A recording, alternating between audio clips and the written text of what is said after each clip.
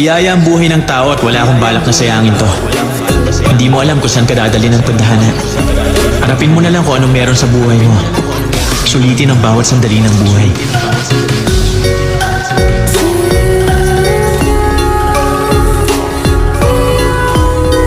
Sa totoo lang ang pagkakamali parte ng buhay yan.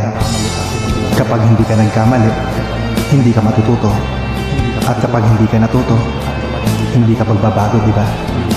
Kaya huwag kang matakot na subukan lahat ng bagay kahit mahirap. Huwag kang tutulad sa mga taong nagmamalinis at mapanghusga. Tatandaan mo lagi na tao ka lang, hindi ka perpekto. Baka siguro kaya tayo gala ng gala dahil for a brief moment na nandun tayo sa lugar na yun, sa oras na yun, pakiramdam natin kahit saglit